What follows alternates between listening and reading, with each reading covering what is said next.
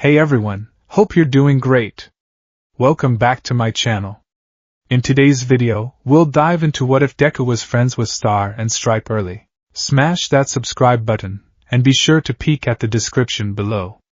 Let's begin. The California sun didn't just shine, it imposed itself. It was a heavy, golden weight that pressed down on the bustling concrete of the Santa Monica Pier, smelling of sea salt, frying oil, and the peculiar, high-octane exhaust of American life. For Izuku Midoriya, it was a world away from Mizurufu. The sky seemed too big, the ocean too blue, and the people too loud. He adjusted the strap of his yellow backpack, feeling the familiar, comforting weight of his hero analysis notebooks against his spine. He tugged at the collar of his shirt, a limited edition All Might, silver-aged tea that he had been saving for a special occasion. You okay there, Izuku? You look like you're melting. Izuku looked up. Hisashi Midoriya stood a few feet away, shading his eyes with a hand.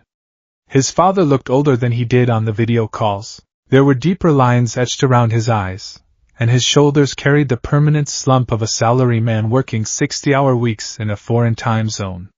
Yet, when he smiled, he looked painfully like Izuku.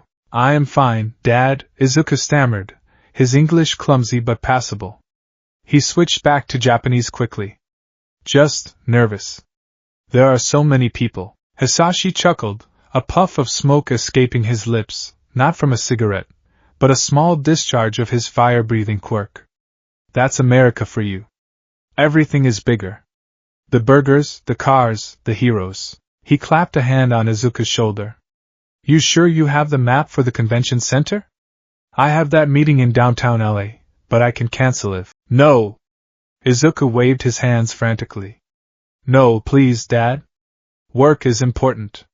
I've memorized the route. The Pacific Hero Expo is just down the boardwalk. I'll be fine. Hisashi hesitated.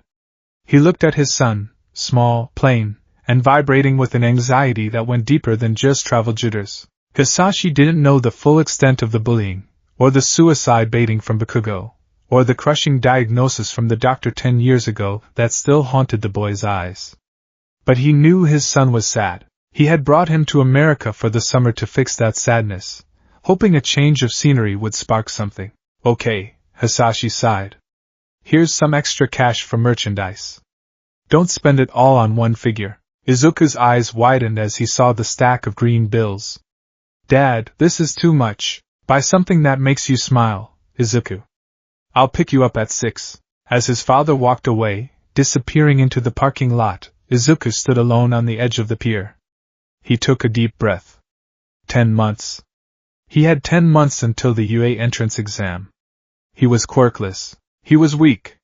He was the Deku that Kaken laughed at. But today, he wasn't Deku.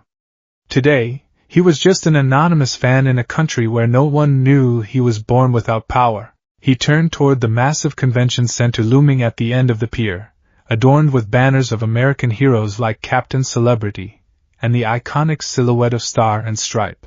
Okay, Izuku whispered to himself, gripping his backpack straps. Mission objective: locate the All Might Bronze Age Young Toshinori variant figure. Start. The Pacific Hero Expo was a sensory overload. The convention floor was a sprawling labyrinth of booths, stages, and cosplay. It was loud, chaotic, and wonderful. Izuku moved through the crowd like a ghost. He was shorter than almost everyone here.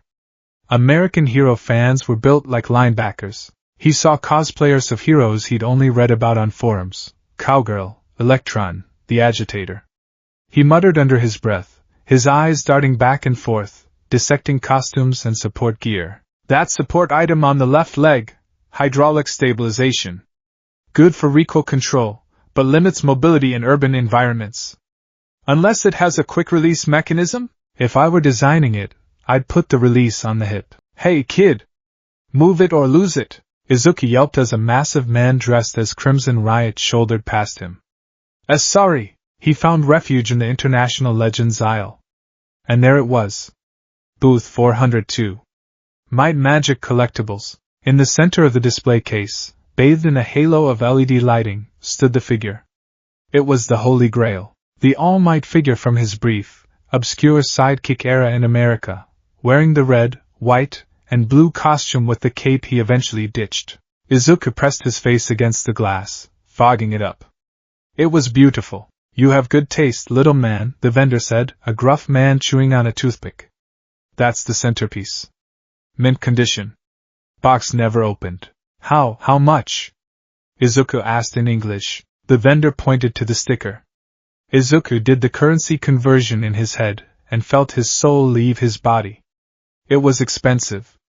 Even with Asashi's generous gift, it would take everything. He stared at the figure.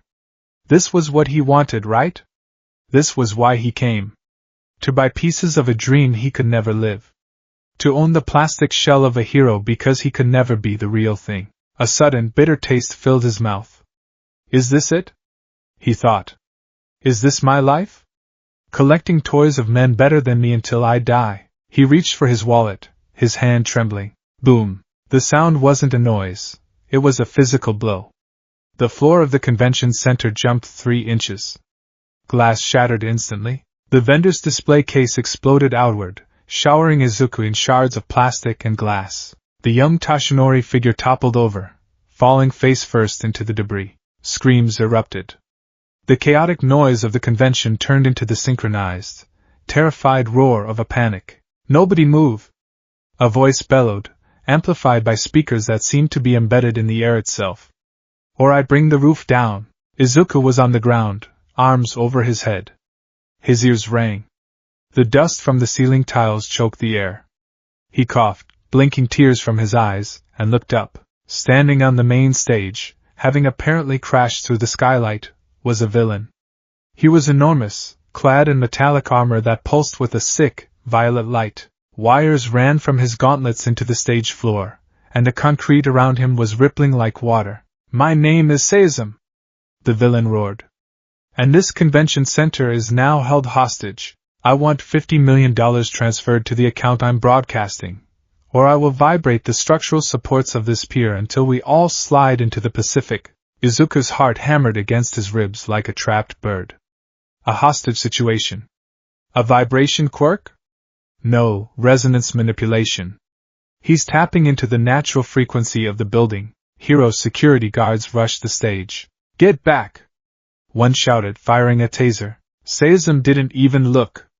He stomped his foot. A focused wave of distortion shot through the floor. The guards were launched into the air, their bones audibly snapping as the kinetic force hit them. They crumpled to the ground, unconscious. I said, Seizum growled, grabbing a terrified cosplayer, a teenage girl dressed as Empty Lady, by the neck. Nobody moves. The crowd froze. The terror was absolute. Izuku lay prone behind the overturned collectibles booth. He was shaking. He was shaking so hard his teeth rattled. Run, his instincts screamed. Crawl away.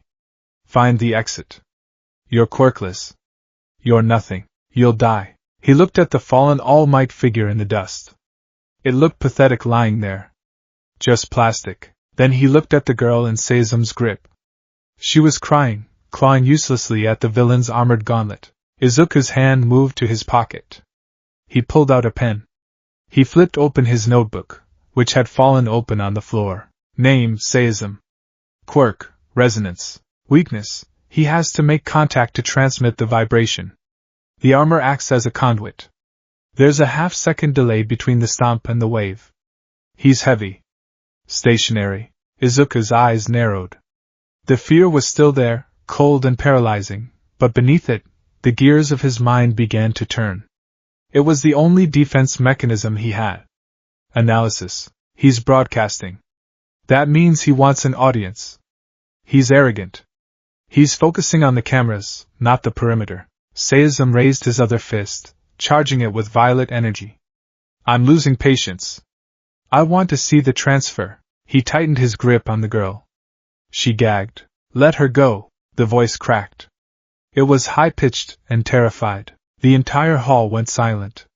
Seizum turned his armored head. Izuku Midoriya stood up. His knees were knocking together. He held nothing but a half-crushed soda can he had grabbed from the trash pile. A kid? Seizum laughed, the sound vibrating the floorboards. Sit down, boy.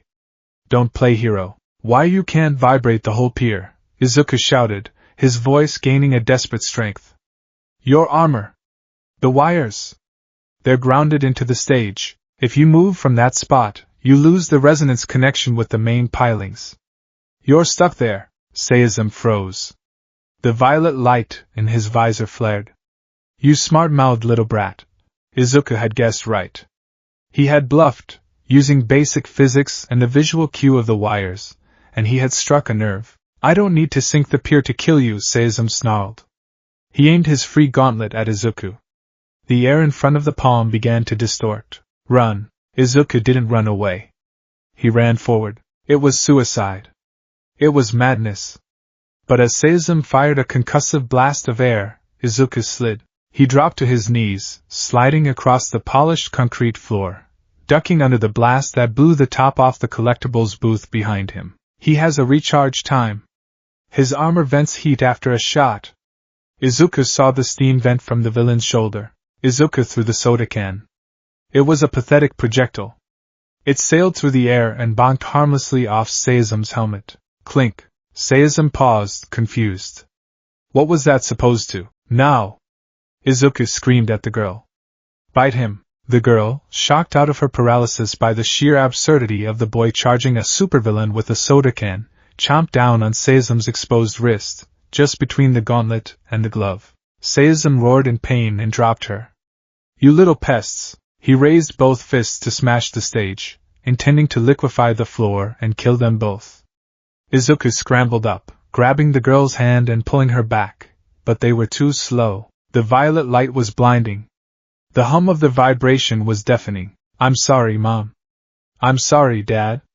I tried. Izuku squeezed his eyes shut. And then, the sky tore open. It wasn't a metaphor. The glass ceiling of the convention center didn't just break. It vaporized.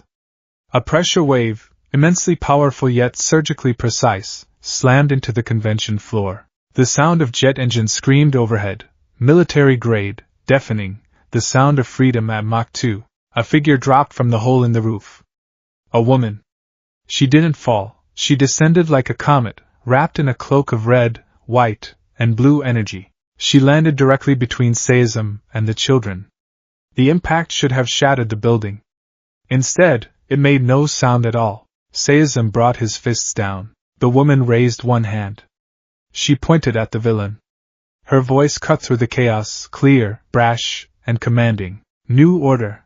The air 100 meters in front of me is as hard as titanium. Crack. Seism's fist slammed into nothing. He hit the empty air, but it reacted like a solid wall. His wrists shattered instantly under the force of his own blow. The vibration recoiled back into his armor. Gah! Seism flew backward, his armor disintegrating as his own quirk turned against him.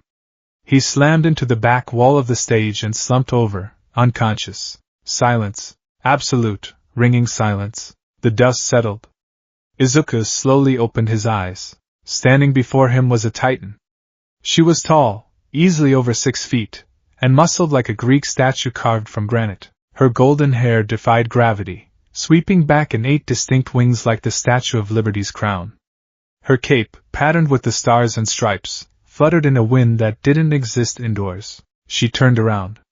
Her jaw was square, her smile blinding.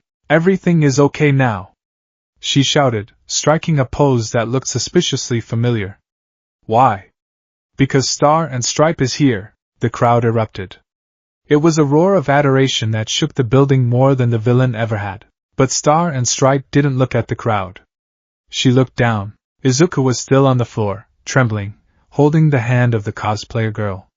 He looked up at America's #1 hero, his eyes wide, green saucers. Star and Stripe tilted her head. She saw the Silver Age t-shirt.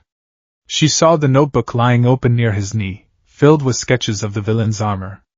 She saw the tears streaming down his freckled face. Hey there, kid, she said, her voice dropping the stage persona for a moment. It was rougher, more human. That was a hell of a bluff with the wires. You almost gave me a heart attack.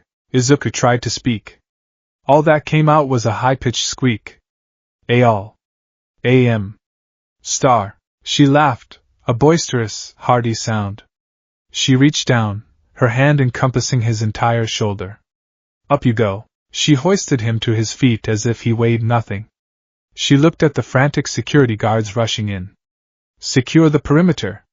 This trash is taken out. She looked back at Izuku. You hurt? And no, Izuku managed. He looked at his hands. I threw a soda can. I saw, she grinned. Tactical distraction. Classic.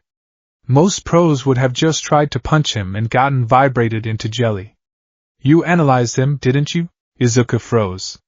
I heard you screaming about the grounding wires from the ceiling, she said, pointing up to the holes she had made. I was doing a flyby to assess the situation. You gave me the opening. If he hadn't hesitated, I couldn't have dropped in without risking the hostages. She leaned in close, her blue eyes piercing. What's your hero name, kid? The question hit Izuku like a physical blow. The shame rushed back, hot and suffocating.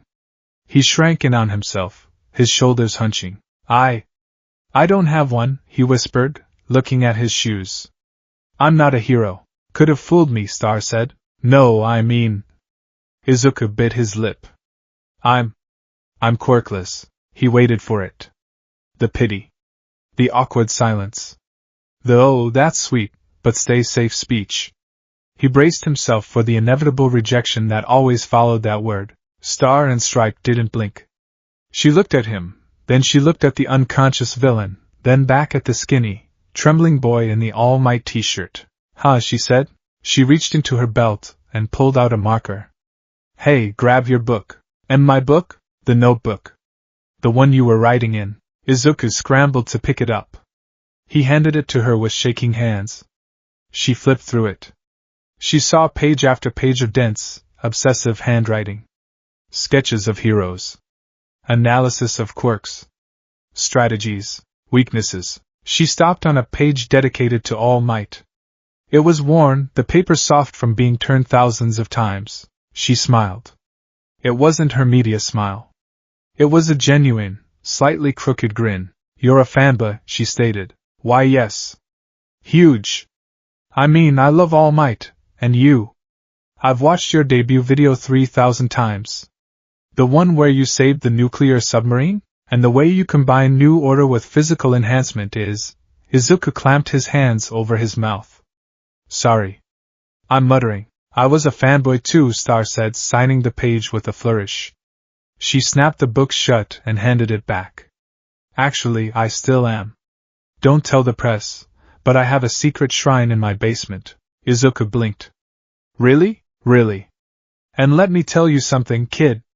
She knelt down so she was eye level with him. The chaos of the convention faded into the background.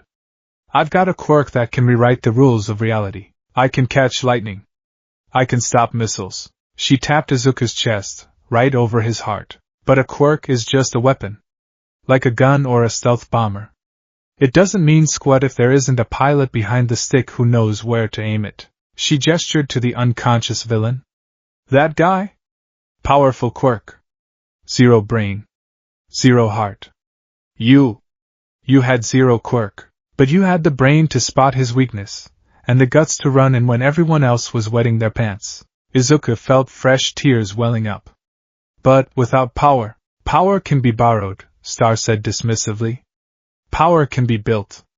Hell, I can give myself super strength just by saying it. But that instinct? The thing that made your legs move? She stood up, towering over him again, blocking out the sun. She looked like a mountain. She looked like hope. You can't teach that. That's the soul, kid. That's the new order. She placed a hand on her hip. You live around here? No. Japan. I'm visiting my dad. Japan, huh? All Might's turf. She looked thoughtful for a second, then grinned. Tell you what. I'm doing a training circuit in the Nevada desert next week. Just me and my squadron. It's brutal. It's hot. You'll probably vomit. She pulled a card from a pouch on her utility belt and flicked it at him. Izuku caught it. It was a military-grade business card with a golden star embossed on it. If you want to stop throwing soda cans and start throwing punches, call that number. I've been looking for a protege who actually uses his head. Izuku stared at the card. Kathleen Bate. Star and Stripe. You want to train me? Izuku squeaked. But I'm quirkless. I can't. I'll never be like you. Star turned to walk away, her cape billowing. She glanced back over her shoulder, her silhouette framed by the broken skylight. Correction, she said, winking. You'll never be exactly like me. I'm one of a kind. But if you survive my boot camp? Kid, you might just be the one who surpasses him. She didn't need to say who him was. Now excuse me while I go deal with the press. If I don't give them a soundbite, they get cranky. With a sonic boom that rattled Izuku's teeth, she launched herself into the air, flying out through the hole she had created, leaving a trail of red, white, and blue light. Izuku stood alone in the wreckage of the convention center. The medics were arriving. The girl he saved was hugging her parents nearby. He looked down at the card in his hand. His fingers were gripping it so tightly his knuckles were white. For the first time in his life, the path ahead wasn't a dead end. It was a runway. Izuku! His father came running through the crowd, face pale, phone in hand. Izuku! I saw the news. Are you hurt? Talk to me. Izuku looked up at his dad. The tears were flowing freely now, but they weren't tears of despair. Dad, Izuku said, his voice trembling but loud. I want to stay. For the rest of the summer. Hisashi blinked, checking his son for injuries. What? Why? What happened? Izuku looked at the hole in the roof, where the greatest hero in America had just ascended. He wiped his eyes with his arm. I got an internship, Izuku said. And for the first time in years he smiled, a real, toothy, confident smile. I'm going to boot camp. The Nevada desert, 1 week later. The heat in Santa Monica had been oppressive. The heat in the Nevada desert was actively trying to kill him. Izuku stood in the middle of a vast, flat salt pan. The ground was white and cracked. The sky was a relentless, cloudless blue. He was wearing standard-issue gray fatigues that were 2 sizes too big, and combat boots that felt like lead weights. He wasn't alone. Lined up beside him were 20 hulking men and women, pilots, support staff, and elite soldiers from Star and Stripe's personal unit, the brothers. They looked like they ate nails for breakfast. In front of them, pacing back and forth with a megaphone, was Kathleen Bate. She wasn't in her hero costume. She wore a tank top, cargo pants, and aviator sunglasses. Her muscles rippled in the heat haze. Listen up, ladies and maggots, she barked. Welcome to hell. The temperature is 110 degrees. The nearest water is 5 miles that way. And I have established a rule on this training ground. She pointed the megaphone at the sky. New order.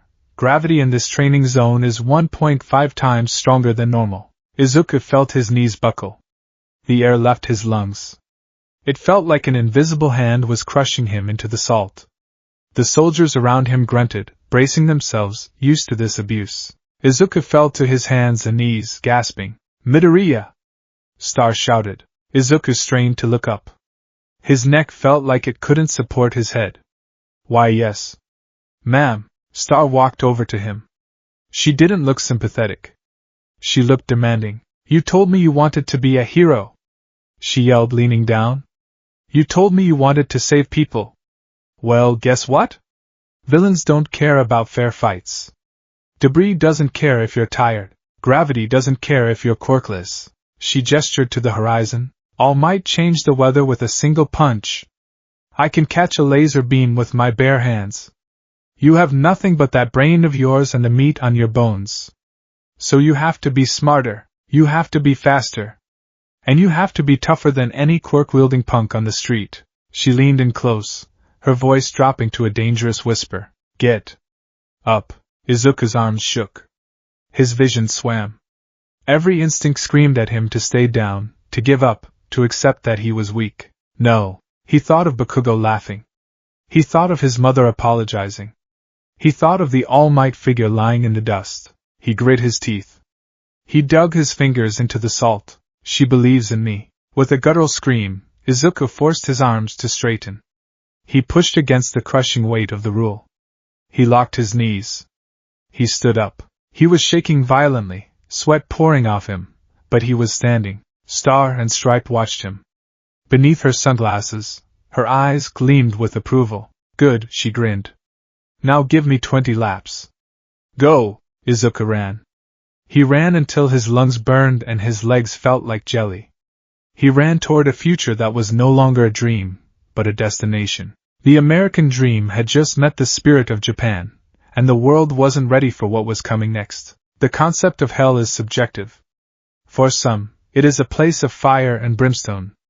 For others, it is eternal boredom. For Izuku Midoriya, hell was located at coordinates 37.2431 degrees north, 115.7930 degrees west, somewhere in the blistering emptiness of the Nevada test and training range. Hell smelled like jet fuel, ozone, and his own vomit. Get up, Midoriya.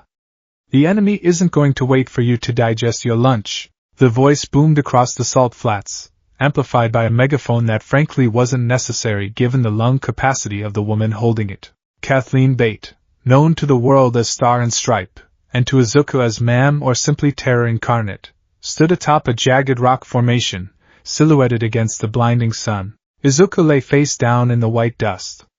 His lungs felt like they had been filled with broken glass. Every muscle fiber in his body was vibrating, a distinct, high-pitched scream of agony. He was wearing standard-issue U.S. Air Force PT gear, gray shorts and a gray shirt that was currently black with sweat.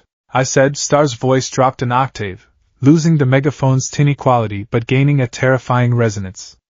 Stand? It wasn't a quirk command. She hadn't invoked new order. But the authority in her voice was so absolute, so undeniably heavy, that Izuku's body reacted before his brain could protest. His fingers clawed into the hard-packed earth. His triceps, burning with lactic acid, pushed. He forced his knees under him. He wobbled, swayed, and then locked his legs. He stood. Good, Star grinned, lowering her sunglasses to peer at him. Now, tell me the tactical assessment of this terrain. Izuku wheezed, wiping a mixture of sweat and salt from his eyes. He looked around. To the untrained eye, it was just desert. Nothing but rocks, scrub brush, and heat shimmer. But Star hadn't been training his eyes. She had been training his mind. Visibility high, Izuku rasped, his voice cracking. Cover is minimal. Thermal updrafts, near the ridge, suggest sniper vantage points to the north. The ground is hard-packed, good for speed, bad for impact absorption. If engaged, move to the ridge to break, line of sight. Star nodded slowly. And if the enemy is airborne? Scatter, Izuku said immediately. Minimize blast radius. Seek subterranean cover. Or create a dust screen. Acceptable. Star hopped down from the rock, landing with a heavy thud that puffed dust around her boots. She walked over to him, towering over his small frame. She didn't offer him water. Not yet. You're thinking like a soldier, kid. That's step one. But you're still moving like a civilian. You're hesitating. You're waiting for permission to exist in the space. She poked him in the chest with a gloved finger. It felt like being poked with a steel rod. In Japan, heroes are polite. They announce their attacks. They worry about property damage and public relations. Here, she gestured to the vast, empty sky where two F-22 Raptors were currently running dogfight drills, their engines a distant roar. Here, we own the sky because we say we do. You lack presence, Midoriya. You're small. You're weak. And worst of all, you act like it. Izuku looked down at his boots. I know. Everyone says. I don't care what everyone says. Star barked, startling him. I care about what you project. If you walk into a room looking like you're expecting to be hit, you're gonna get hit. It's a self-fulfilling prophecy. She turned and began walking toward the hangar that served as their base of operations, a massive corrugated metal structure shimmering in the heat a mile away. Walk with me. And fix your posture. Shoulders back. Chin up. Walk like you have a quirk that could crack the planet in half. Izuku straightened his spine until it popped. He marched behind her, trying to match her long, confident strides. It was impossible, of course. She was a titan. He was a teenager who hadn't hit his growth spurt. But he tried. Ma'am? Speak, candidate. Why didn't you use new order to make the gravity heavier today? Star glanced back, a smirk playing on her lips. Because, kid, today the gravity was normal. You were just tired. Izuku blinked. He had felt so heavy. He had been convinced she had tweaked the rules of reality again. That's the lesson, she said, tapping her temple. I didn't have to use my quirk. I just had to let you believe it was hard. The mind creates its own rules. If you think you're trapped, you're trapped. If you think you're weak, you're weak. My quirk just makes literal what everyone else does psychologically. She stopped at the hangar doors. Go hit the showers. Then report to the mess hall. The brothers are grilling tonight. And Midoriya? Yes, ma'am. If you apologize for existing one more time, I'm going to make you run until you reach California. Sorry. I mean. Roger that. Week 2, the science of violence. The hangar was cool, smelling of hydraulic fluid and heavy machinery. In the center of the bay sat the Tiara, Star's personal stealth bomber, a sleek, black arrow of death that served as her chariot. Underneath its wing, a classroom had been set up. A whiteboard, a projector, and a single desk for Izuku. Commander Agpar, the leader of Star's pilot squadron, stood at the board. He was a man who looked like he had been carved out of mahogany, with a buzz cut and a cigar that was never lit but always present. Sit rep, Agpar grunted. Izuku sat at the desk, his notebook open. This was his sanctuary. The physical training was torture, but the classroom? The classroom was where he thrived. Subject is a villain, designation sludge, Izuku recited, looking at the simulation data on the screen. Fluid body. Immune to physical trauma. High plasticity. Weakness. Likely eyes and mouth. Essential for sensory input and respiration, though respiration might be osmotic. Standard hero response? Agpar asked. Containment, Izuku said. Wait for a specialized quirk. Keep civilians back. Wrong, Agpar snapped. He slapped the board. That's the response of a hero who wants to sign autographs. We are talking about neutralization. You are quirkless. You do not have the luxury of waiting for the perfect matchup. If you wait, you die. Or the hostage dies. Agpar leaned over the desk. Star tells me you like to analyze. That's cute. But analysis without execution is just daydreaming. You need to weaponize that brain. If you can't punch him, how do you kill him? Izuku flinched at the word kill. Neutralize, Agpar corrected, seeing the look. How do you drop him? Izuku stared at the fluid dynamics on the screen. He's liquid. Viscous. Probably water-based or oil-based.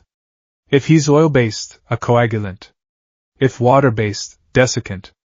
Or shockwaves. You don't have shockwaves. No, Izuku muttered, his eyes narrowing, the familiar green sparks of obsession igniting in his irises. But fluid is incompressible. If I can't hurt the surface, I need to transmit force through it, like a hydraulic press. Or air pressure. He looked up. If I can create a sudden vacuum, or a high-pressure differential, it might force him to lose cohesion. Disorient him. Scramble his internal equilibrium. Agpar nodded, looking impressed despite himself. Better. But you don't have a wind quirk. No, Izuku said, tapping his pen. But Star does. Or rather, she creates the effective one, and you aren't Star. I know. Izuku stood up, walking to the whiteboard. He drew a crude diagram. But villains act on instinct. If I create a stimulus that looks like a high-threat attack, they flinch. They brace. And when a liquid braces, it becomes rigid. Temporary solidity. Agpar raised an eyebrow. You want to bluff a slime monster into turning solid so you can hit him? It's psychological warfare, Izuku said, his voice gaining strength. Star said it yesterday. The mind creates rules. If I can make him believe I'm dangerous, he'll react defensively. And his defense is my opening. Agpar stared at the boy for a long moment. Then, he cracked a rare smile. The kid's crazy, Agpar muttered to the air. He fits right in. Week 3, the brothers. Dinner in the mess hall was a contact sport. The brothers, the squadron of elite pilots who flew alongside Star and Stripe, were massive men with massive appetites. They were the best of the best, handpicked by Kathleen Bate herself, bound by loyalty and a shared recklessness. They had been skeptical of the skinny Japanese kid at first. He was quiet, he flinched at loud noises, and he didn't eat meat. Star had quickly rectified the meat situation, putting him on a protein-heavy diet that made Izuku fear for his digestion. But 2 weeks in, the skepticism had turned into a sort of mascot status affection. They called him Small Mite or Greenie. "Hey, Greenie!" called out Biggs, a pilot with a mustache that defied aerodynamics. "Catch!" He threw a dinner roll across the table. It was moving fast. 3 weeks ago, it would have hit Izuku in the face. Today, Izuku's hand snapped up. He didn't just catch it. He snatched it out of the air with a fluid motion, not even looking up from his tray of mashed potatoes. "Nice reflex," Biggs laughed. "Star's got you wired tight." She threw rocks at me this morning," Izuku mumbled, tearing the roll in half. "She said it was dodgeball training, but I think she just wanted to see if I'd cry." "Did you?" asked Miller, the squadron's mechanic. "Only on the inside," Izuku said. The table erupted in laughter. Izuku managed a small, shy smile. It felt good. To be part of a team. To not be the outcast. "So, kid," Akbar said, sitting down at the head of the table with a tray that looked like a mountain of ribs. "Real talk. You're going back to Japan in a week. You're aiming for UA High, right?" "Yes, sir. Top hero school in the world," Akbar nodded. "Tough crowd.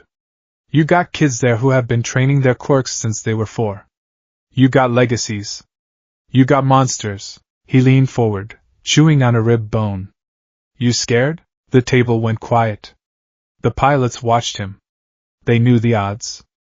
They knew that sending a quirkless kid into the hero industry was practically a death sentence.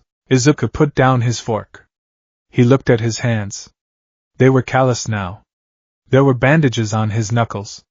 He had scrapes on his elbows that never seemed to heal before a new one opened up. "I used to be," Izuku said softly. "I used to be scared of everything. Of walking home. Of looking people in the eye. Of dreaming." He looked up, meeting Akbar's gaze. "But Star told me something. She said fear is just data. It's your brain telling you the odds are bad. And if the odds are bad, you don't panic. You change the rules." He clenched his fist. "I don't know if I can get into UA. I don't know if I can ever be a pro. But I know I'm not going to stop running just because I'm scared. I'd rather die trying to save someone than live safely watching from the sidelines." There was a silence at the table. It wasn't awkward. It was heavy with respect. "Damn," Biggs whispered. "That sounded like an anime intro." "A good one, though," Miller agreed. Akbar huffed, a puff of smoke from his cigar hanging in the air. "You're all right, Midoriya. You're absolutely insane, but you're all right." He raised his glass of iced tea. "To the craziest recruit we've ever had. To Small Mite." The table roared. Izuku blushed, hiding his face in his hands, but beneath the embarrassment, a fire was burning. He wasn't alone. Week 4, the phone call. The sun was setting over the desert, painting the sky in violent streaks of orange and purple. Star and Stripes sat on the wing of the tiara, her legs dangling over the edge. She held a satellite phone to her ear. Izuku was down on the tarmac, running cool-down laps. He looked different than he had a month ago. He wasn't bigger, not really. Muscle took time to build, but he moved differently. His stride was efficient. His head was up. He scanned the perimeter as he ran. "So," a deep, weary voice crackled over the phone. "You sound happy, Kathleen. Did you punch a mountain?" Star laughed. "Better, Toshinori. I found a project." "A project?" All Might sounded wary. "Please tell me you didn't adopt a stray bear again." "The PR team is still recovering from the last one." "Not a bear. A kid." "Japanese kid?" "Oh?" The interest in All Might's voice peaked. "Visiting?" "Yeah. He's heading back your way in a few days. I've been running him through the grinder. Basic conditioning, tactical analysis, confidence drills." "You teaching a child?" All Might chuckled. "I assume he is currently in a full body cast?" "Hey! I've been gentle. I haven't used New Order on him directly. Much." Star watched Izuku finish his lap and start doing burpees without being told. "Toshi, listen." This kid, he's got it. Got what? A strong quirk? No, Star said softly. He's got the madness. You know the one. The thing that makes you jump into the fire when everyone else is running away. The thing that makes you smile when you're losing because you know the people behind you need to see it. There was a silence on the other end of the line. He reminds me of you, Star said, her voice unusually tender. Not the symbol of peace. But the guy I met in that exchange program years ago. The guy who was trying so hard to carry the world. Kathleen. He's a mega fan, obviously. Worships the ground you walk on. But he's smart. Scary smart. He breaks down quirks like he's taking apart an engine. He's going for you, I see, All Might said. What is his name? Midoriya. Izuku Midoriya. Midoriya. All Might tested the name. I will keep an eye out for him. If he has your seal of approval, he must be formidable. He's not formidable yet, Star said, watching Izuku collapse onto the tarmac, chest heaving. But he's got the heart of a giant. And Toshi? Yes? He's quirkless. The silence on the line stretched out for a long time. The wind whistled over the desert. Quirkless? All Might whispered. And he wants to be a hero? He doesn't just want it. He's fighting for it. Tooth and nail. He's got no power, Toshi. Just guts. Star leaned back, looking at the first stars appearing in the twilight. Kind of makes you wonder, doesn't it? About what really makes a hero. Yes, All Might murmured, his voice heavy with a sudden, profound melancholy mixed with hope. It certainly does. Just look out for him, okay? Japan is a rough place for a kid without a quirk. I gave him some armor, but he's gonna need a shield. I promise, All Might said. I will watch for young Midoriya. Star hung up. She looked down at Izuku, who was now doing sit-ups. Hey, kid! She shouted. Izuku paused mid-crunch. Yes, ma'am? You're slacking. I want 50 more. And sing the anthem while you do it. Which one? American or Japanese? Both. Remix them. Roger that. Departure. The rules of engagement. The airport terminal was cold and sterile. The summer was over. Izuku stood at the gate, his yellow backpack looking more battered than when he arrived. He wore a new jacket, a bomber jacket, slightly too big for him, with the star and stripes squadron patch on the shoulder. It was a parting gift from the brothers. Star stood with him, causing a massive scene just by existing. People were taking photos, whispering. She ignored them. All right, soldier, she said, crossing her arms. Deployment time. Thank you, Izuku said. He bowed low, a perfect 90-degree angle. Thank you for everything.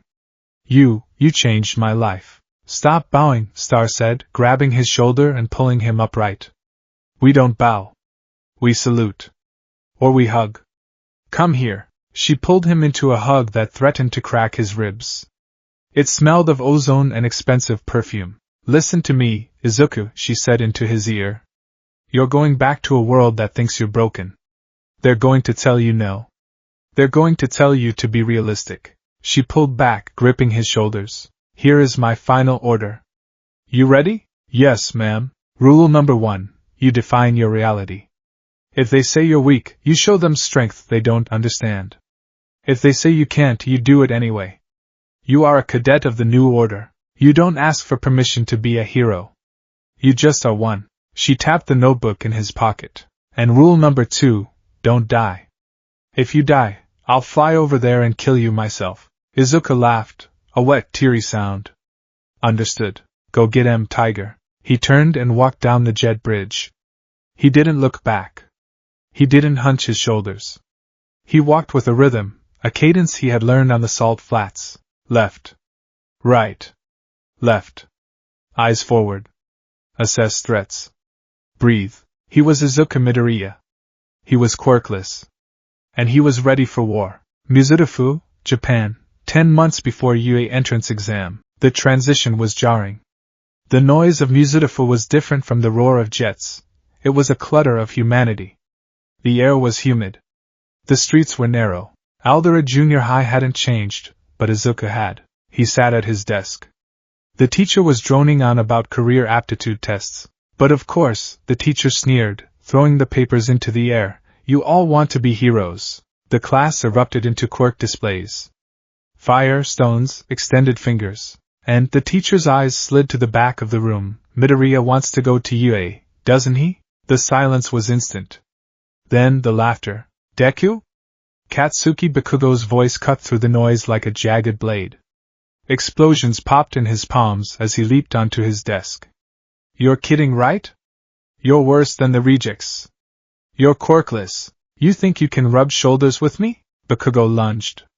It was the same move he always did. Intimidation. A right hook aimed to miss by an inch, just to feel the heat, to make Izuku flinch. Izuku didn't flinch. As Bakugo's hand came down, Izuku shifted.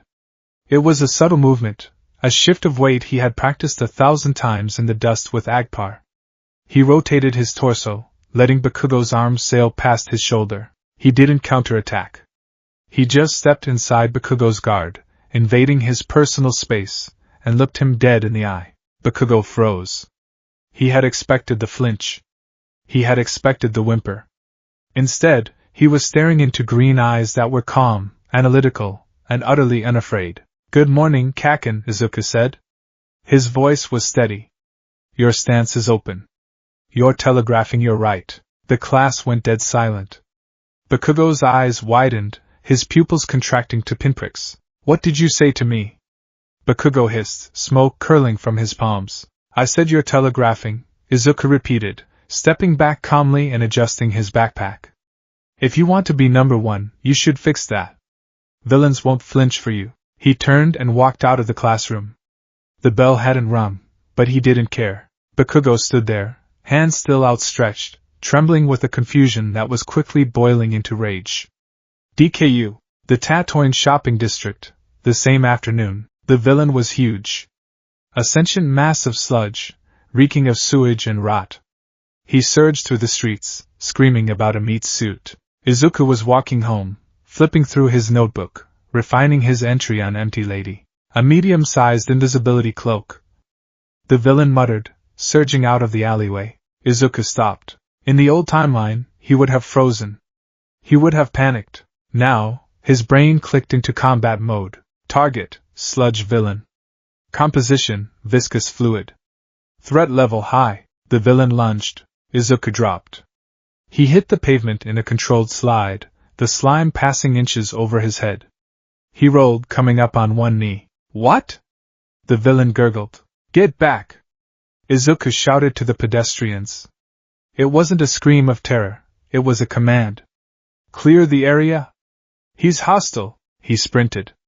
Not away, but toward the intersection where he knew the hero's patrol routes converged. He needed to draw the target into a kill box, but the villain was fast. A tendril of slime lashed out, catching Izuku's ankle. Gotcha! Izuku hit the ground hard. The slime surged up his leg, trying to engulf him. Don't panic. Panic uses oxygen. Oxygen is time. Izuku reached into his pocket. He didn't have a weapon. But he had a pen. He jammed the pen into the slime, not randomly, but aiming for where the fluid density seemed thickest, a cluster of nerves or a sensory organ. The villain shrieked.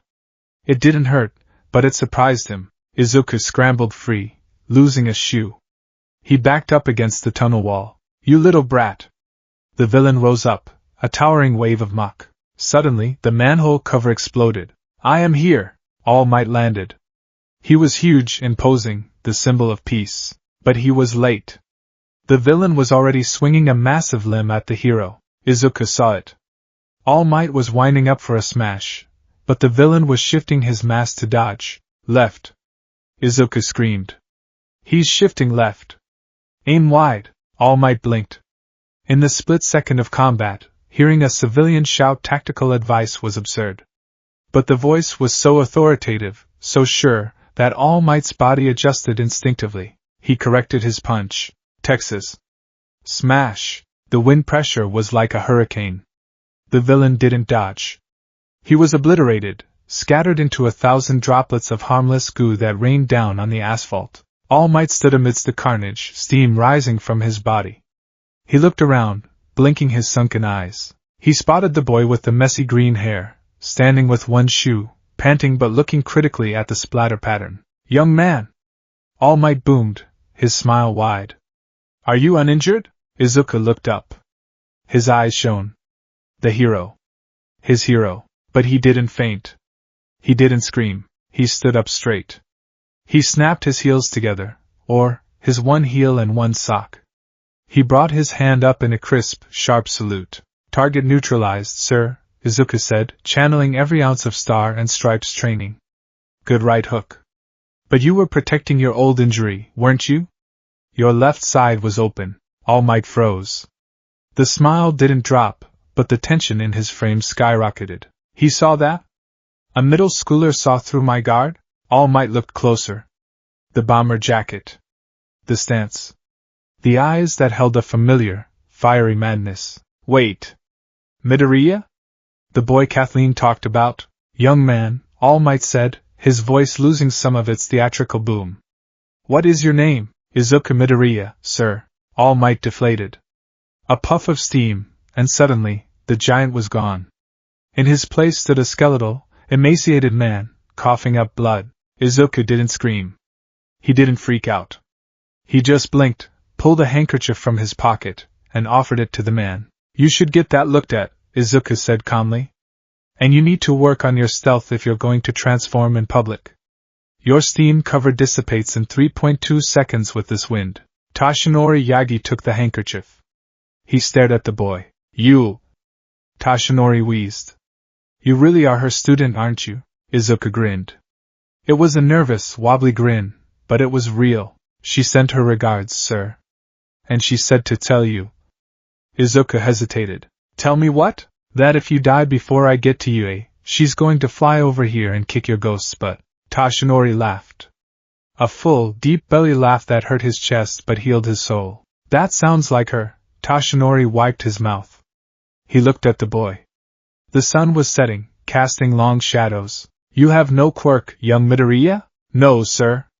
Just rules. Toshinori looked at the sludge splattered on the walls. He looked at the boy who had commanded a battlefield for 10 seconds against a monster. Rules, Toshinori mused. Well then. Perhaps it is time we discussed a new rule. A rule about inheritance. The wind picked up, blowing trash along the street. Izuku's bomber jacket fluttered. Inheritance? Izuku asked. Yes, All Might said, standing tall despite his skinny form. But first, let's get you a shoe. The fluorescent lights of the 24-hour family diner buzzed with a low, headache-inducing hum.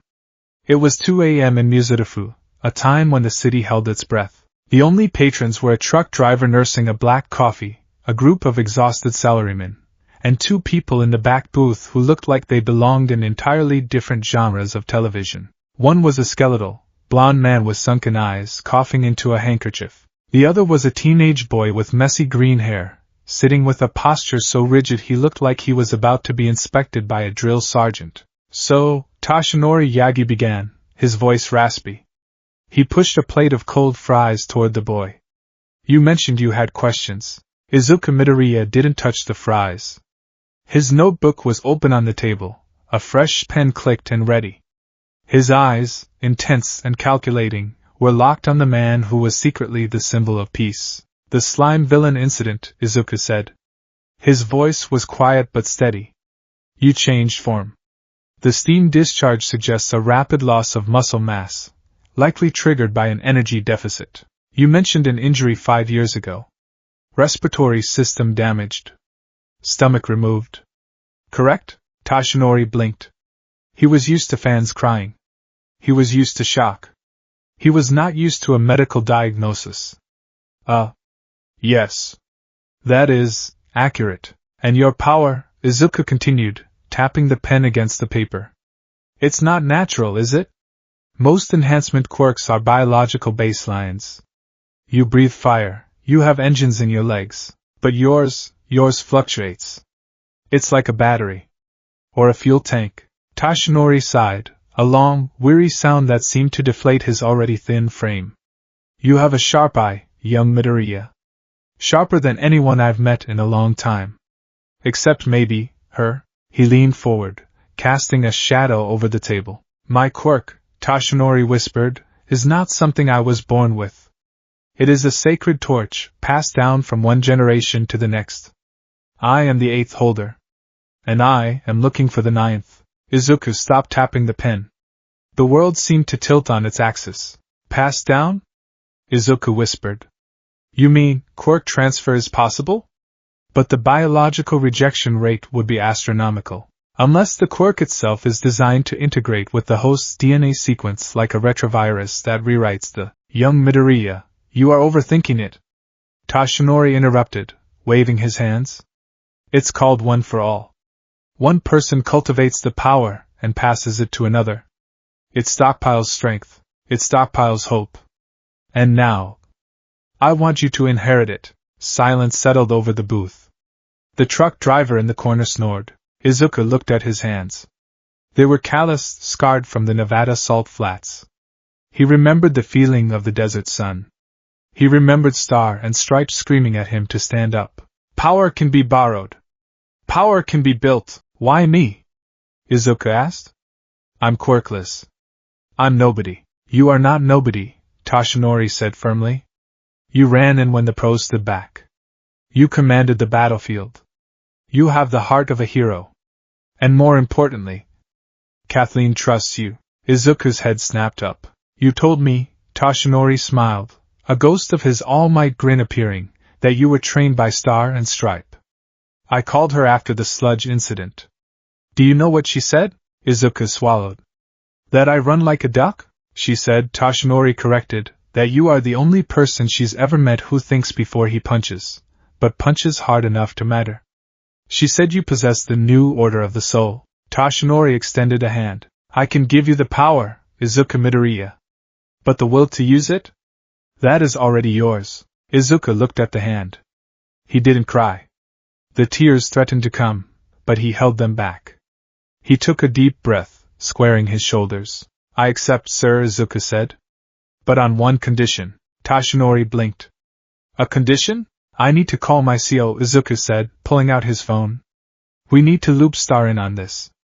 If I'm going to be the 9th holder of a superweapon, I need air support. The call. He did what? The voice coming from the tablet was so loud it caused the seagulls on Dagoba Municipal Beach to take flight in a panic. Izuku had propped the tablet up on a rusted refrigerator. The sun was just rising over the ocean, casting long, golden shadows across the mountains of trash that cluttered the shoreline. On the screen, Kathleen Bate, Star and Stripe, was in her pajamas, a tank top with the American flag on it, eating a bowl of cereal. It was evening in America. He offered you the quirk? Star shouted, milk dripping from her spoon. The big one? The Holy Grail? One for all? Shoo! Toshinori hissed, looking around the deserted beach frantically. He was wearing a tracksuit that hung loosely on his frame. Kathleen, keep it down!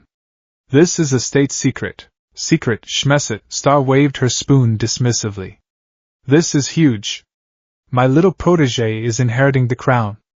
I knew you had taste, Toshi. She leaned into the camera, her blue eyes intense even through the pixelation.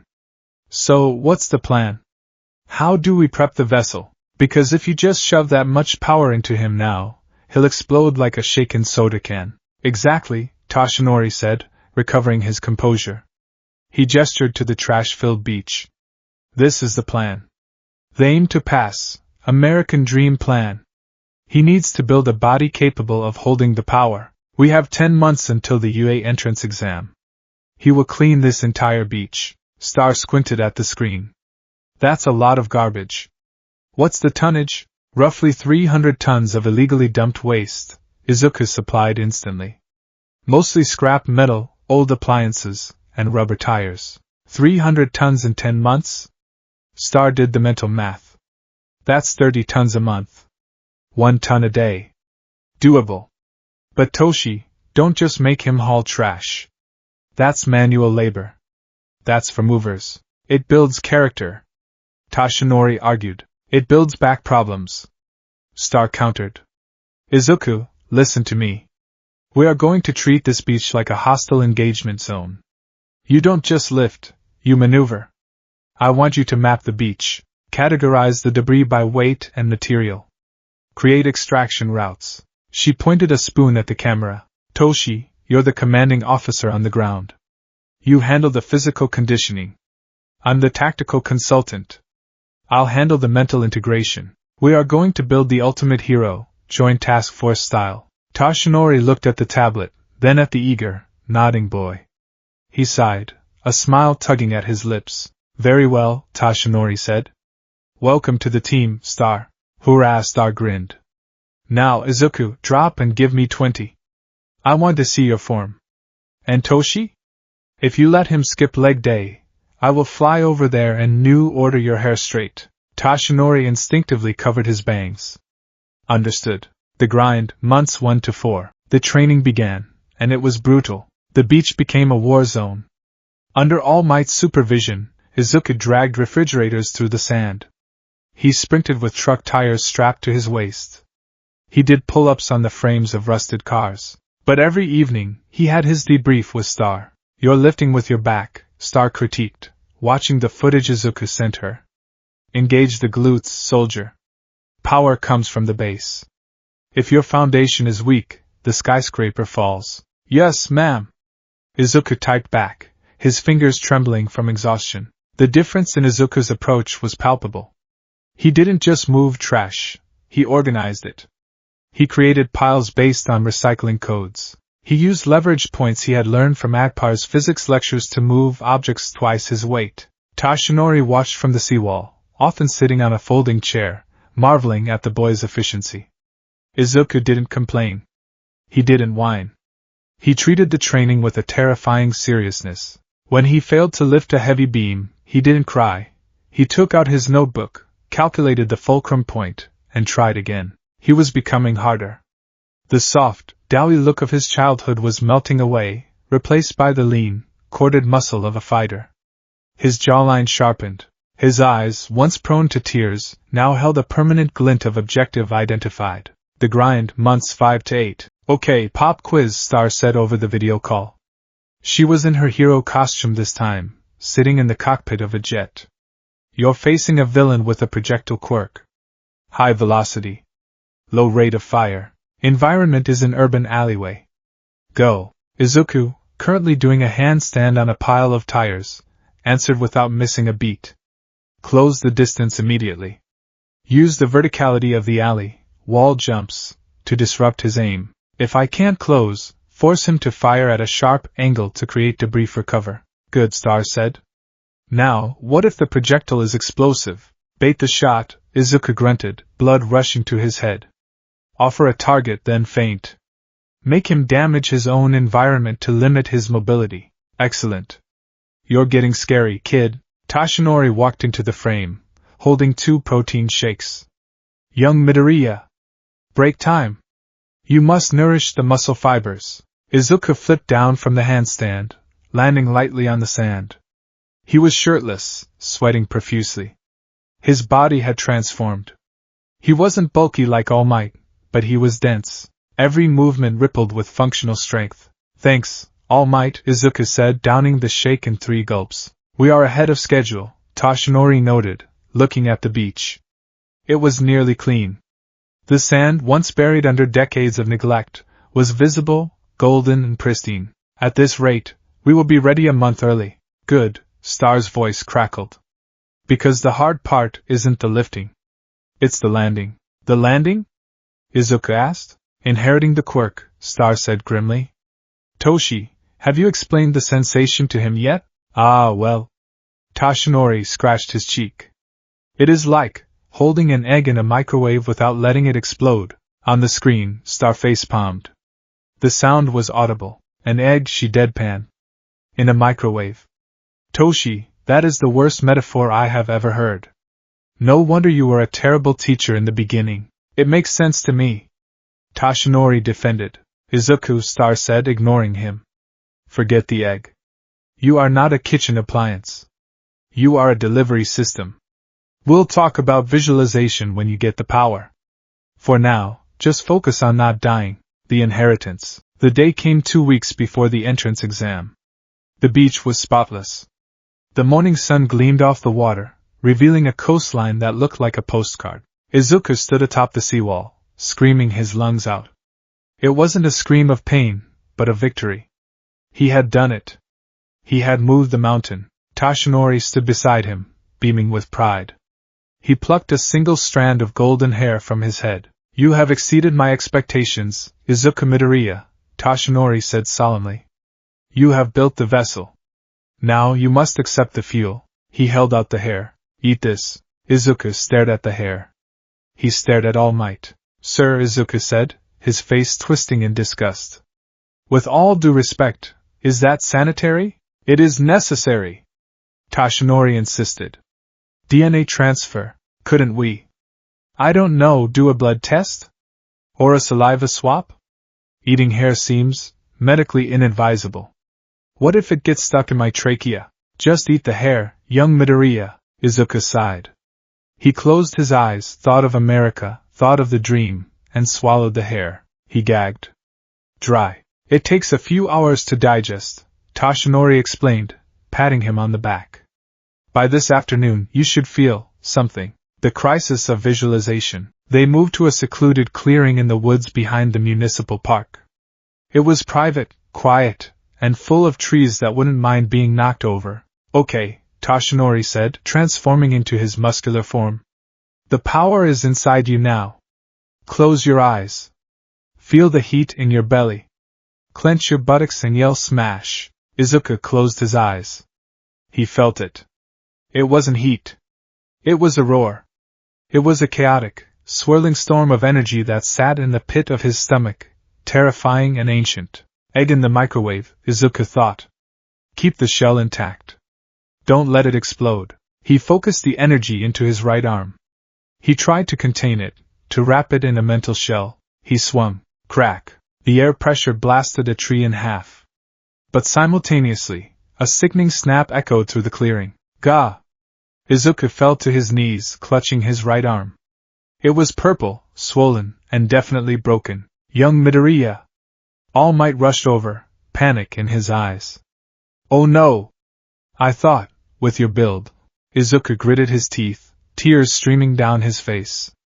It was too much. It didn't listen. It just exploded. We need recovery, girl, All Might fretted. But first, phone, Izuku wheezed. Get the tablet. Now? You're injured. Get the tablet. 5 minutes later, Izuku was leaning against a tree, his broken arm in a makeshift sling, staring at Star and Stripe on the screen. She looked furious. I knew it! Star shouted. I knew the microwave thing would get him hurt. Toshi, you're banned from metaphors. Indefinitely, she turned her gaze to Izuku. Her expression softened. Kid, look at me. Breathe. Pain is just information. Process it. Izuku took a shaky breath. Roger, you tried to bottle it up, Star said. You tried to keep the energy in one place. But one for all isn't a grenade you hold in your hand. It's too big for that. Then what do I do? Izuku asked desperately. If I let it out, it breaks me. If I hold it in, it breaks me. Change the visualization, Star commanded. You like planes, right? You like my jet? The tiara? Yes, okay. Imagine your body is the airframe. The energy isn't an egg. It's the payload. It's the fuel running through the lines. She made a sweeping motion with her hands. If you dump all your fuel into one engine at once, what happens? The engine melts, Izuku whispered. Exactly. You need distribution. Don't focus the power in your arm. That's thinking small. That's thinking like a brawler. She leaned in close to the camera. Spread it out. Let the power flow through every vein, every nerve, every muscle fiber constantly. Don't turn it on and off. Keep the engine idling. Low percentage. 5% across the whole board. It reinforces the chassis. Izuku closed his eyes. He stopped thinking about the egg. He imagined a map. A tactical grid of his own body. He saw the energy not as a storm, but as a supply line. Route the power to the legs. Route to the core. Route to the shoulders. Keep the pressure equal. He felt the hum. It wasn't a violent explosion anymore. It was a steady electric buzz. Green lightning began to arc around his body. It crackled, smelling of ozone. That's it, Star whispered. Hold it. Don't spike it. Just let it hum. Izuku opened his eyes. The pain in his broken arm was still there, but the rest of his body felt light. He felt strong. I call it. Izuku murmured, testing the feeling. Full cowling. Terrible name, Star laughed. Sounds like a farm technique. But it works. Now try to move. Don't punch. Just move. Izuku took a step. The ground cracked slightly under his foot. He vanished. He reappeared 10 feet away, having moved faster than his own perception. He crashed into a bush. Whoa! Izuku gasped, untangling himself from the leaves. Control, Midoriya! Star barked. You've got a jet engine in a compact car. You need to learn how to steer. You have 2 weeks until the exam. Toshi, don't let him punch anything else. Movement drills only. All Might, who had been watching with his mouth open, nodded vigorously. Yes. Movement drills. Absolutely. The entrance exam, written portion, Uehai was imposing. The glass walls reflected the ambitions of thousands of students. Izuku walked into the written exam hall wearing his lucky bomber jacket. He sat down. He didn't shake. The test was hard. But Izuku had spent the last 4 months analyzing quark harmonics and structural integrity with American military engineers. Question 4. Calculate the collateral damage radius of a 50 megajoule kinetic impact in a dense urban environment. Izuku smirked. Trick question. It depends on the angle of incidence and the material of the surrounding structures. Star would say aim up. He wrote his answer with a flourish. The entrance exam, practical portion. The gates of Battle Center B were massive. A crowd of students gathered, nervous energy radiating off them. Izuku stood in the front row. He wore a simple green tracksuit, modified with reinforced pads on the elbows and knees, a suggestion from Star. He checked his gloves.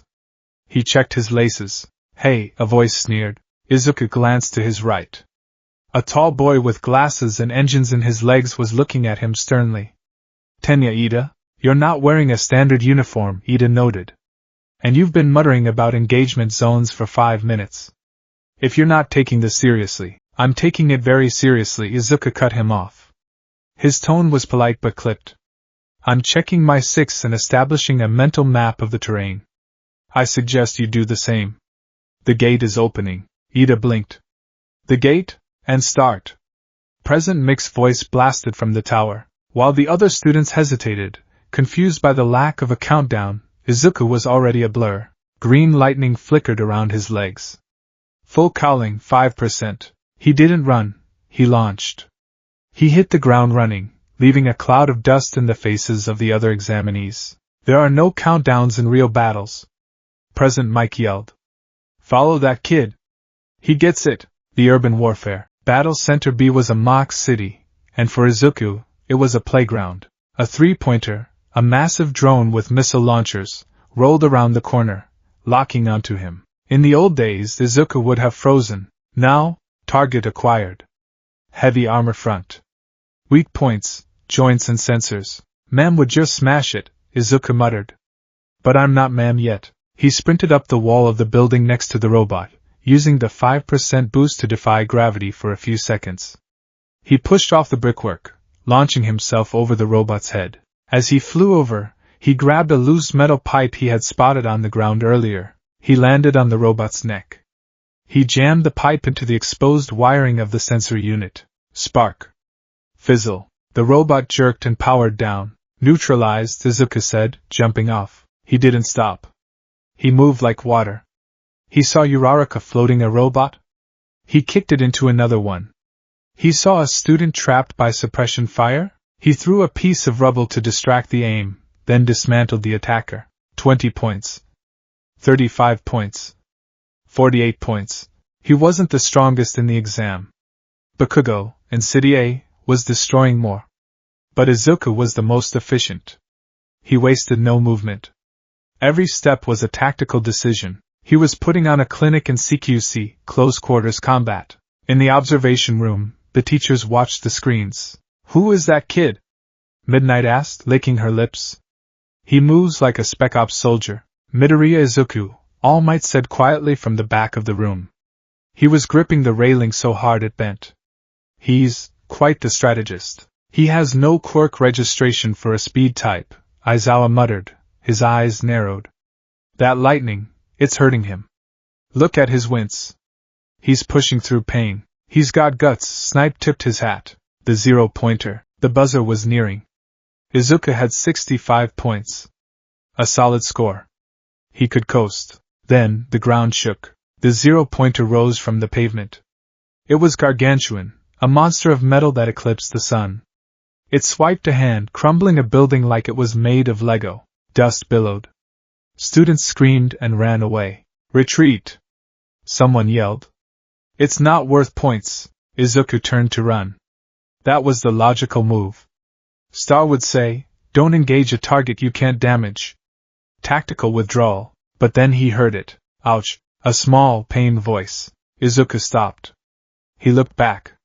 Through the dust, he saw the brunette girl, Uraraka, trapped under rubble. The giant robot was looming over her, its tread about to crush her into the asphalt. Logic died. The rule took over. Rule number 1. A hero saves the person in front of them. Izuku didn't think about his legs. He didn't think about the egg. He channeled the power. Not 5%. That wasn't enough to move a titan. He needed the airstrike. He crouched. The concrete beneath him pulverized. Check ignition, Izuku whispered. Boom. He launched himself into the air. The force of the jump shattered the pavement, and sent a shockwave that knocked over a nearby lamp post. He soared upward, a green missile arcing toward the robot's face. The air rushed past his ears. He was high. So high. He looked at the robot's massive metal plate. He pulled his right arm back. He felt one for all screaming. It wanted to be let out. It wanted to break him. Don't break. Distribute. Focus the recoil. He couldn't use 100% safely. But he could bluff it. He gritted his teeth, veins bulging on his forehead. He channeled everything he could handle, maybe 15, maybe 20%, into his arm, reinforcing the bone with the energy itself. Hey! Tin Man! Izuku roared, his voice cracking with adrenaline. The robot looked up. No, it didn't have a mind. But the punch connected anyway. Detroit. Smash! He put an American twang on the smash, just like she did. The impact was thunderous. The metal faceplate of the 0-pointer crumpled inward. The force rippled through the chassis, blowing out the back of the robot's head. The massive machine groaned, tilted, and began to fall backward. Izuku hung in the air for a second, suspended in the glory. Then gravity remembered him. He began to fall. His right arm was purple. Broken. 20% was still too much for a focus point. It wasn't the red mist of 100%, but the ulna and radius were definitely snapped. Legs, Izuku thought. My legs are okay. I need to stick the landing. He fell toward the street. The ground was coming up fast. Thrust. Reverse thrust. He tried to kick the air to slow his descent, creating air pressure. It didn't stop him, but it slowed him down. He hit the ground in a roll. It was messy. He tumbled, grit tearing at his tracksuit. He slammed into a wall. Gah! He lay there, staring at the sky. His arm was screaming in agony. His body felt like he had been run over by a truck, but the robot was down. The girl was safe. The buzzer sounded. Time's up. Silence descended on Battle Center B. The other students slowly crept out from their hiding spots. They stared at the fallen giant. They stared at the boy in the rubble.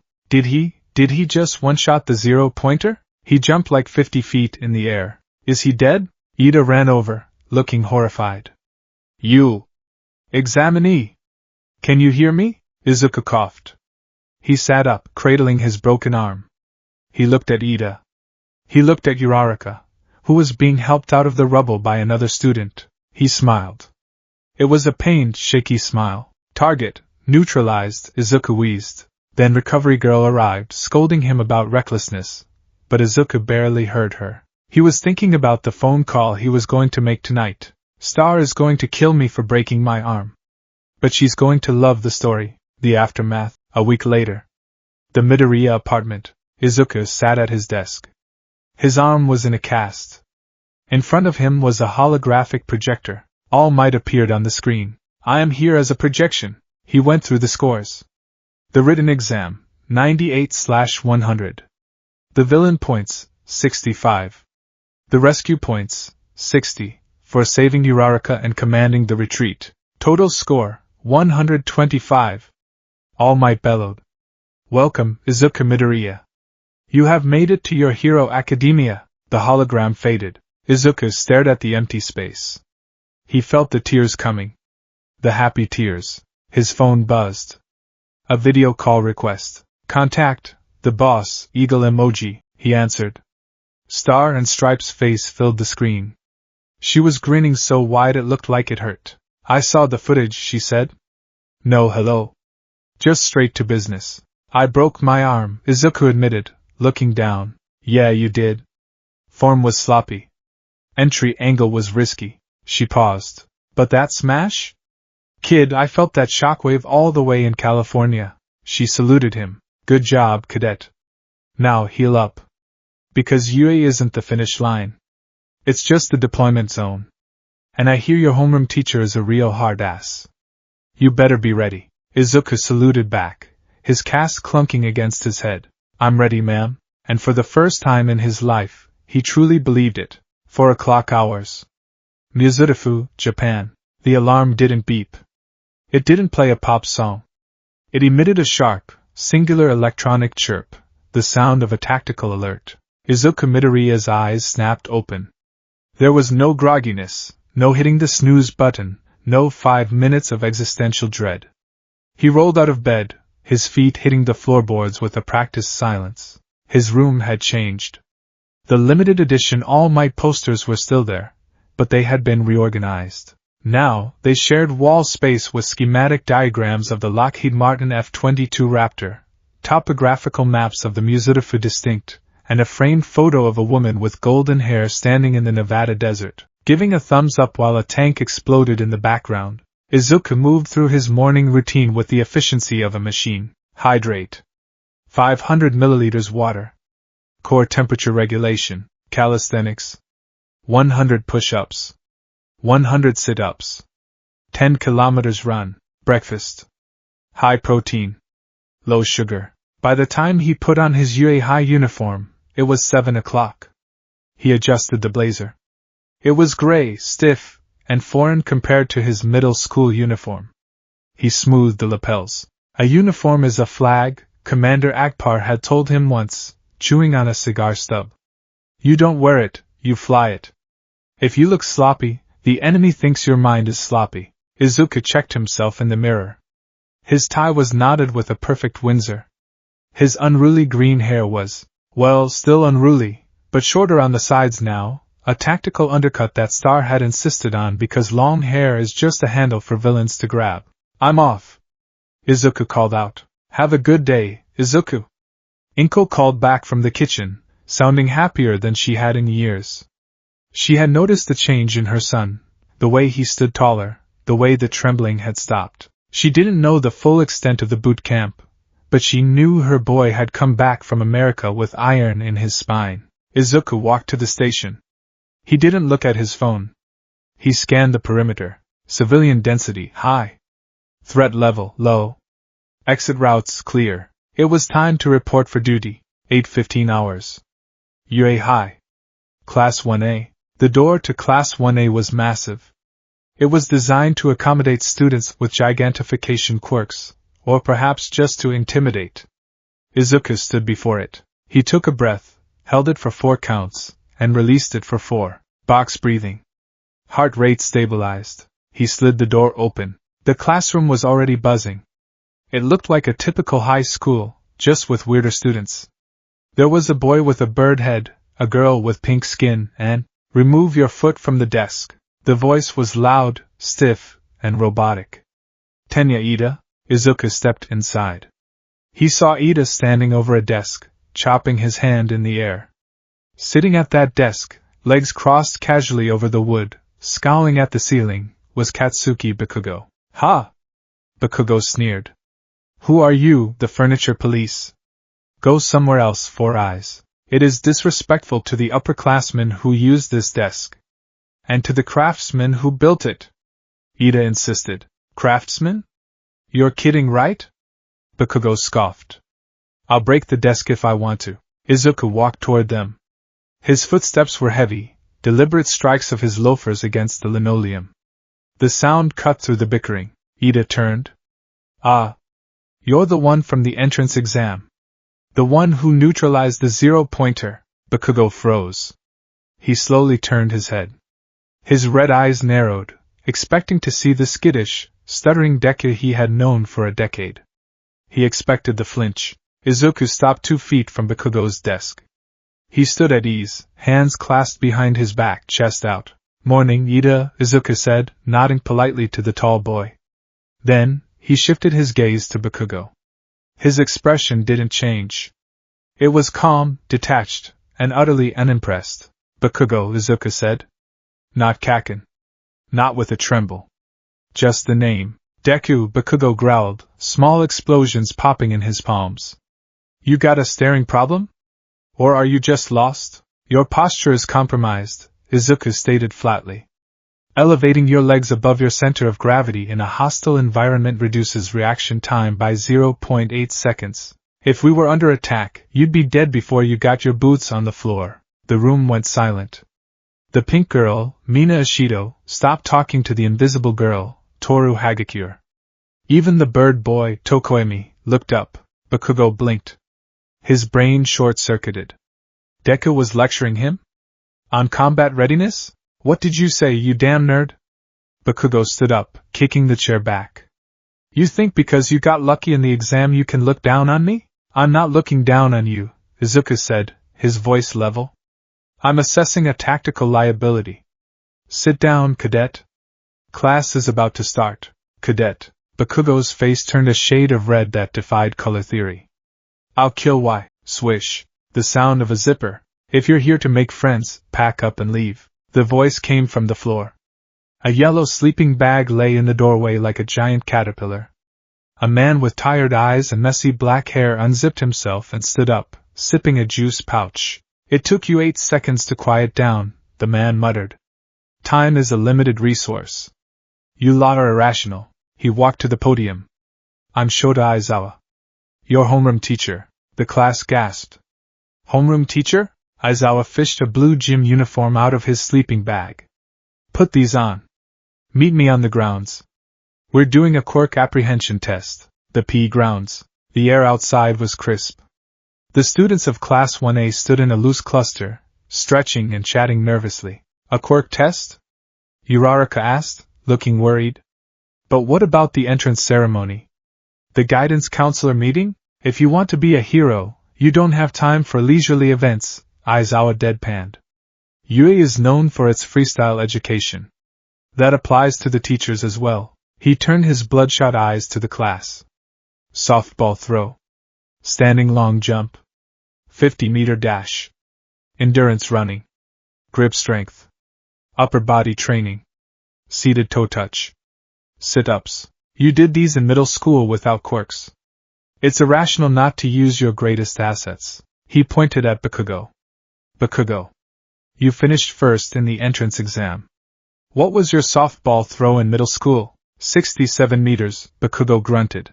Try it with your quirk. Bakugo stepped into the circle. He grinned, glancing back at Izuku. Watch this, Deku. This is power. Dai. Boom.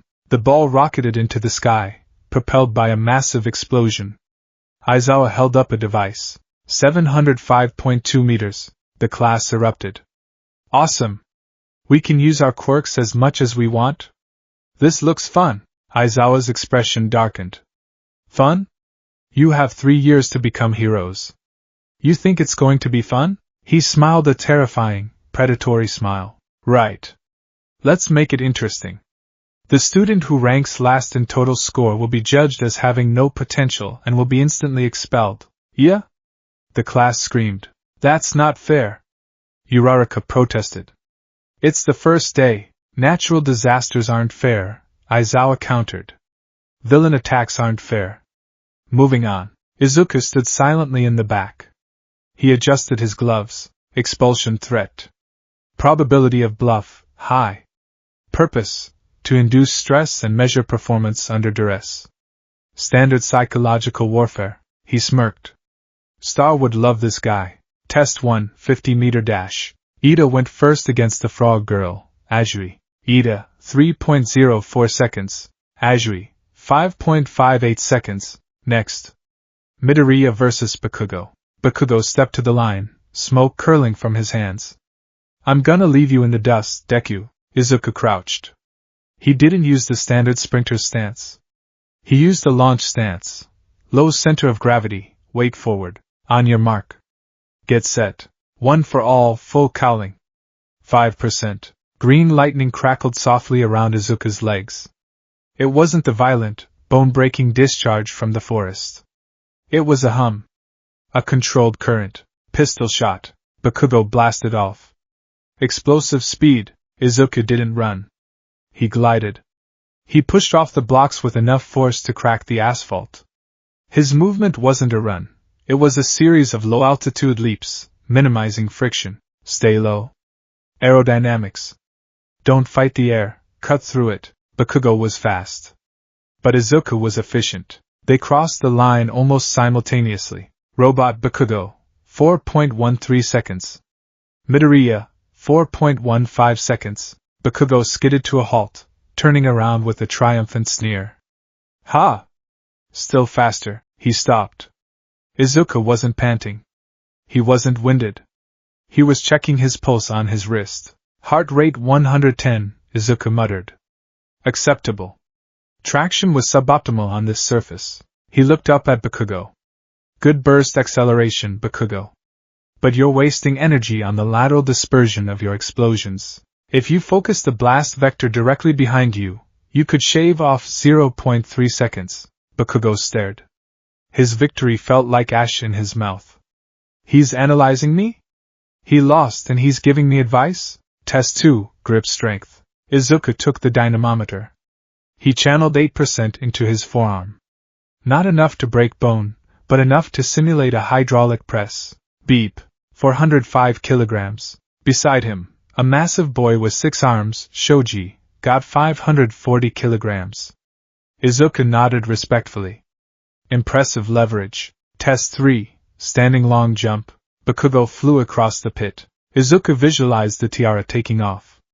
He channeled power into his calves. Launch. He cleared the sandbox entirely, rolling into a perfect paratrooper landing on the grass beyond. Test 5, the ball throw. Uraraka got infinity. Izuku clapped politely. Defying gravity. Maximum tactical utility. Then, it was his turn. Izuku walked to the circle. He held the ball. This was the tricky part. He couldn't use 100%. He would break his arm, and Aizawa would expel him for self-injury. Star had drilled this into him. A broken soldier is a liability. He needed the whip. He visualized a baseball pitcher. Or better yet, an artillery cannon. He wound up. One for all flooded his body. 5% throughout. Then, at the moment of release, he would spike it to 20% just in the fingertips. A flick, a snap of kinetic energy. Smash! He threw his arm forward. Nothing. The power vanished. The lightning died. The ball left his hand with the pathetic force of a normal teenager. It landed at 46 meters. What? Izuku blinked. He looked at his hand. Quirk failure? No. Jammed? He turned around. Aizawa stood there. His scarf was floating. His hair was standing up. His eyes glowed a menacing red. I erased your quirk, Aizawa said, his voice dry. Izuku didn't gasp. He didn't panic. He analyzed. Erasure hero, eraserhead. Quirk, nullifies emitter and transformation type quirks upon visual contact. Weakness, dry eye. Blink reflex. Line of sight obstruction. That entrance exam was definitely not rational enough, Aizawa lectured, stepping closer. Even if you have power, if you can't control it, you're just a deck cannon that destroys the ship. You broke your arm to save one person. Who saves you after that? I assume the extraction team, Izuku replied calmly. Aizawa paused. That wasn't the answer he expected. Usually, students stammered about trying harder. There is no extraction team, Aizawa hissed. In the field you die. I saw your medical file. You shatter like glass. I'm not going to pass someone who needs to be rescued every time they fire a shot. He closed his eyes. The red glow faded. I've returned your quirk. You have one more throw. Get it over with so I can expel you. Izuku looked at the ball. He looked at Aizawa. He wants to see control. He thinks I'm a glass cannon. He thinks I'm reckless. Izuku smiled. It was a small, sharp smile. Star taught me better than that. We don't just use power. We use physics. Izuku picked up the ball. He stepped back into the circle. He didn't wind up for a smash this time. He adopted a javelin thrower's stance. Torque. Rotation. Use the kinetic chain. He activated full cowling. 5%. But this time, he focused the energy not on the push, but on the snap. He initiated the throw. His hip rotated. His shoulder followed. His elbow whipped forward. At the very last millisecond, right as the ball left his fingertips, he pulsed the power. Not 100%. Not even 20%. Just a concentrated, pressurized blast of air generated by his index and middle finger. Finger flick, air force. Boom. The air cracked. A shockwave rippled through the dust. The ball didn't just fly. It vanished into the stratosphere, riding a tunnel of displaced air. Izuku didn't break his finger. His hand throbbed, red and hot, but the bones were intact. He stood tall, brushing dust off his shoulder. Aizawa looked at the device. 705.3 meters. Izuku turned to the teacher. He held up his hand, flexing his fingers. They were red but working. Sir, Izuku said, his voice ringing across the field. The weapon is still operational. Awaiting further orders. Aizawa stared at the device. Then at the boy. For a fleeting second, the corners of his mouth twitched upward. Don't get cocky, kid. Go sit down. Bakugo stood in the crowd, his mouth agape. He beat me, by 0.1 meters. The results. 1. Momo Yayorozu, consistency. 2. Shoto Todoroki, raw power. 3. Izuku Midoriya, tactical efficiency. 4. Katsuki Bakugo, explosive power. By the way, Aizawa said, scrolling through the hologram. The expulsion thing was a lie. It was a logical ruse to draw out your upper limits. What? The class screamed. I knew it. Yayorozu sighed. Izuku narrowed his eyes. Lie detected? No. His heart rate elevated when he said it. He was serious. He changed his mind. As the class dispersed, Bakugo marched up to Izuku. He grabbed Izuku by the collar of his gym uniform. You! Bakugo shook with suppressed rage. You've been hiding a quirk this whole time? You made me look like an idiot for 10 years. Izuku didn't struggle. He looked at Bakugo's hand on his collar. Release me, Izuku said quietly. Tell me the truth, Deku. Did you think it was funny?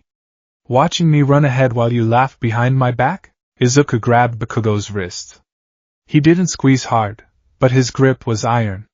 He applied pressure to a pressure point on the radial nerve. Bakugo flinched, his grip loosening involuntarily. Izuku stepped in. He leaned close to Bakugo's ear. I didn't have a quirk, Katsuki. I was empty. But then I met someone who taught me that emptiness is just room for ammo. He locked eyes with his childhood bully. I didn't lie to you. I just grew up. You should try it. He released Bakugo's wrist and walked away toward the locker room. Bakugo stood there, rubbing his wrist, looking at Izuku's back with a mixture of hatred and a terrifying new emotion, respect. The battle trials. The next day. Hero basic training. I am here. All Might burst through the door in his Silver Age costume. Coming through the door like a normal person, the class cheered. Izuku sat up straight, his eyes shining. The Admiral is on deck. Combat training. All Might announced. And for that, you need these. The walls opened, revealing suitcases with their hero costumes. Changing room Gamma. Izuku opened his case. He pulled out the suit. It wasn't the green jumpsuit his mother had bought, though he kept the bunny ear hood as a sentimental nod, folded into the collar. This was military grade. It was a dark green flight suit made of reinforced Kevlar weave. It had a tactical vest loaded with pouches, empty for now, but ready for support gear. He wore heavy combat boots with magnetic soles. On his hands were white gloves with blue stripes, modeled after stars. And over it all, he wore the brown leather bomber jacket Star had given him, the Brothers Squadron patch on the shoulder. He pulled on a rebreather mask, metal, diamond-shaped, covering his mouth and nose. He looked less like a superhero and more like a futuristic paratrooper. He walked into the tunnel. The class was already there. "Whoa, Midoriya!" Uraraka chirped. She was wearing a pink and black suit that hugged her form. "You look so intense." "Thanks, Uraraka," Izuku said, his voice muffled slightly by the mask. "Practicality first." "You look aerodynamic." "It's a bit tight," she admitted, blushing. "Costume design flaw," Izuku noted instantly. "Ask the support department for a polymer blend with higher elasticity." The matchup. All Might drew the lots. Team A, Heroes Izuku Midoriya Achiko Uraraka. Team D, Villains Katsuki Bakugo Tenya Ida. Destiny, All Might whispered to himself. "The scenario is simple." All Might explained. "Villains are guarding a nuclear weapon on the 5th floor. Heroes must secure the weapon or capture the villains within 15 minutes. Izuku turned to Uraraka. He flipped a switch on his mask, allowing his voice to project clearly. "Uraraka. Briefing time." She blinked. Okay?" Izuku pulled out a floor plan of the building. He had memorized it from the display. "Opponents, Bakugo and Ida. Bakugo is aggressive. He will abandon the objective to hunt me. Ida is disciplined. He will stay with the weapon. So what do we do?" "We split the field," Izuku said, pointing to the map. "I will draw Bakugo's fire. I'll engage him in the lower corridors. This will leave the objective guarded only by Ida. But Bakugo is scary," Uraraka said. "He's loud," Izuku corrected. "Loud is manageable. While I occupy him, you use your zero gravity to flank from the outside. Go up the exterior wall. Enter through the 5th floor window. Sneak attack?" Uraraka grinned. "Surgical strike," Izuku corrected. "Operation Hail Mary." On my mark. The fight. The buzzer sounded. Izuku and Uraraka entered the building. They moved silently through the halls. Izuku signaled with hand gestures. "Clear. Advance." Suddenly, the wall to their right exploded. DKU. Bakugo surged out of the smoke, a right hook primed with a massive explosion. "Uraraka, go!" Izuku shouted. Uraraka touched herself and floated toward the ceiling, pushing off down a side corridor. Izuku didn't dodge. He stepped into the smoke. Bakugo swung. It was a haymaker. Powerful, but telegraphed. Izuku ducked under the swing. He grabbed Bakugo's outstretched arm. Judo throw, shoulder wheel. Using Bakugo's own momentum, Izuku hoisted the explosive boy over his shoulder and slammed him into the concrete floor. Wham! Gah! Bakugo gasped, the wind knocked out of him. Izuku didn't stop. He pulled a roll of capture tape from his belt. "You're predictable, Katsuki," Izuku said, wrapping the tape around Bakugo's leg. "You always lead with the right." Bakugo roared, blasting an explosion into the floor to launch himself away. He spun in the air, furious. "Don't analyze me, you damn nerd!" He fired a barrage of blasts. Izuku leaped back, bouncing off the walls using full cowling. He was moving like a pinball, green lightning trailing behind him. "You can't run forever!" Bakugo screamed, charging up his gauntlets. "I'm not running," Izuku said. He stopped at a T-junction. "I'm stalling." He pressed a hand to his earpiece. "Uraraka status? I'm at the window." Uraraka's voice crackled. "Ida is cleaning the room?" He's talking to himself. Breach and clear. Now, back in the hallway, Bakugo raised his gauntlet. He pulled the pin. "If I use this, you won't be able to dodge." "Young Bakugo, stop!" All Might shouted over the comms. "You'll kill him. He won't die if he moves." Boom! A massive blast of fire tore down the hallway.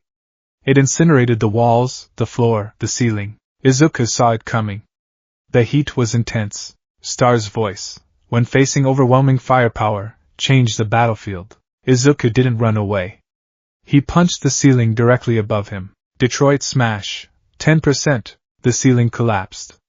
Tons of concrete and debris rained down, creating a makeshift barrier between him and the fire.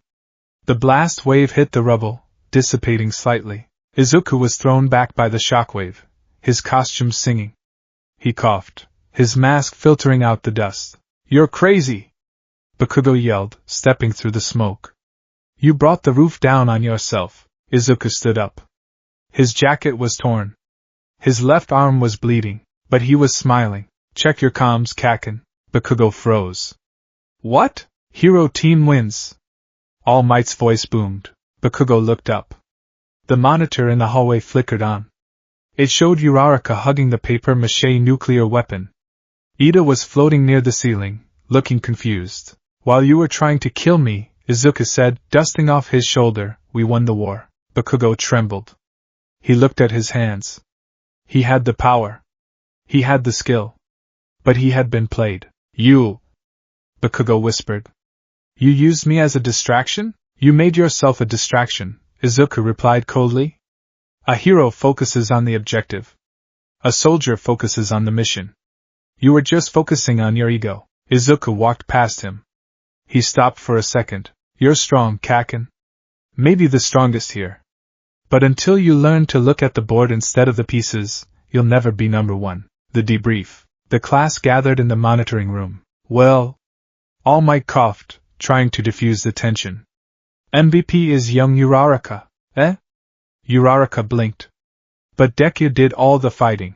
Midoriya caused excessive property damage," Momo Yayorozu spoke up, her hand raised.